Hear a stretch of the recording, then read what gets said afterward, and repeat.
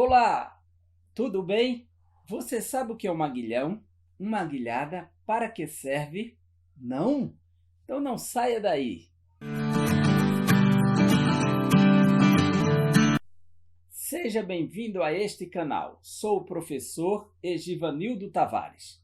Hoje quero refletir com você sobre a lição do aguilhão. O nosso texto base está no livro de Atos dos Apóstolos, capítulo 26, versículo 14, que diz: E caindo todos nós por terra, ouvi uma voz que me falava em língua hebraica: Saulo, Saulo, por que me persegues?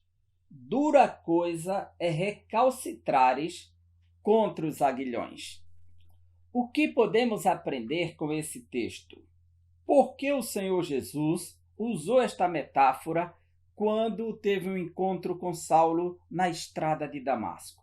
Dura coisa é recalcitrares contra os aguilhões. O que é um aguilhão? Trata-se de uma ponta de ferro que era colocada no extremo de uma vara com cerca de 2,5 metros, denominada de aguilhada. A Bíblia nos mostra que Sangar, no livro de Juízes, capítulo 3, versículo 31, pegou uma aguilhada de bois e matou cerca de 600 filisteus. Era um instrumento utilizado para conduzir os animais, principalmente quando o animal era colocado em um carro de madeira, um carro de tração. Então, naquele momento que precisaria conduzir, o animal muitas vezes fazia resistência, não queria sair do lugar. Então, o condutor pegava a aguilhada, que bem no extremo tinha uma ponta de ferro chamada de aguilhão, e aplicava no calcanhar do boi. Se ele fizesse resistência ou recalcitrasse, certamente que ele iria se ferir, se machucar, fazendo resistência àquele momento de partida, de saída. Pelo menos 3 funções podemos deduzir do aguilhão. Servia para conduzir o animal, dar o ponto de partida. Segundo, para limpar as crostas que acumulavam nas rodas dos carros e bois. E terceiro, para disciplinar o animal, que fazia resistência na hora de partir, na hora de sair. Muitos bois ficavam dando coices, recalcitrando, resistindo à vontade do seu Senhor. E é justamente nessa perspectiva que o Senhor Jesus fala com Saulo no caminho de Damasco. Quem era Saulo? Saulo nasceu na cidade de Tarso, foi enviado para Jerusalém para ser educado aos pés do sábio Gamaliel. Foi educado na mais severa seita do judaísmo, o farisaísmo. Ele diz que foi extremamente zeloso das tradições de seus pais na carta aos Gálatas, capítulo 1. O cristianismo despontou em Jerusalém no dia de Pentecostes e começou a se estender por toda a cidade. E saindo de Jerusalém, chegou a Samaria, Antioquia, Damasco. E Saulo, não suportando, com extremo zelo no seu coração, decidiu dar um basta na marcha do cristianismo. O que ele não sabia é que esta obra pertencia a Deus. O seu mestre, o sábio Gamaliel, disse: se esta obra for de Deus, vai prosperar. Se não for, vai estancar. E para a surpresa de Saulo, ele pegou cartas dos sacerdotes e se dirigiu a Damasco, ao norte de Israel, para deter a marcha do cristianismo. Ele não sabia que naquele dia o Senhor havia marcado o encontro com ele. Uma súbita luz desceu dos céus e o cercou, derrubando-o. E o texto diz: e caindo todos nós por terra. Todos nós quem? Ele estava acompanhado de homens preparados para prender os cristãos que estavam em Damasco e conduzi-los para Jerusalém, a fim de puni-los até com a morte, como aconteceu com alguns já em Jerusalém. E naquele momento a grande luz do Senhor colocou todos por terra.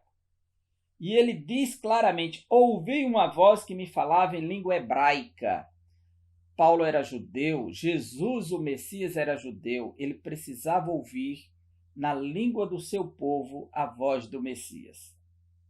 Saulo, Saulo, por que me persegues? Ele ficou conhecido na história como Paulo de Tarso, mas o seu nome em hebraico é Saul, Shaul. E Shaul, indo para o grego transliterado, foi Saulo. Então, ele fala com ele no seu nome hebraico transliterado no grego. Saulo, Saulo, por que me persegues? Dura coisa é recalcitrares, resistires contra os aguilhões. Porque cada vez que o animal fazia resistência aos aguilhões, ele se machucava. O seu calcanhar ficava ferido. Ele não podia resistir, ele teria que avançar.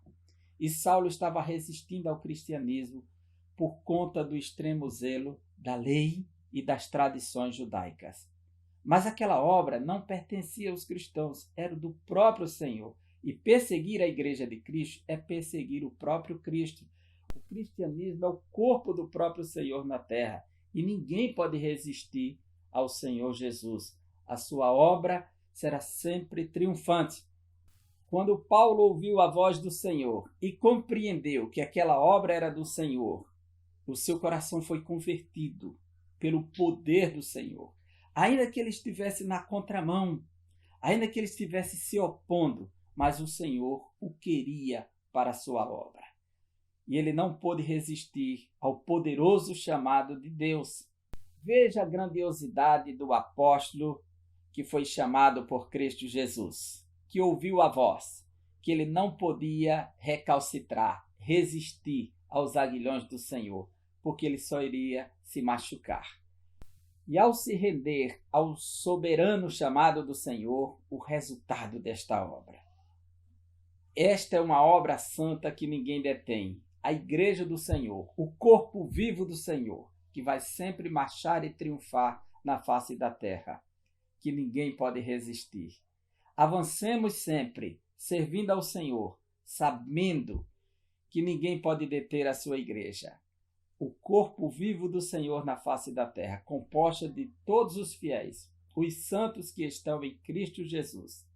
Que fiquemos com a lição do aguilhão, que assim como o Senhor falou para Saulo, ele também fala para nós, que ninguém pode resistir à sua obra. E até o próximo vídeo, se Deus quiser.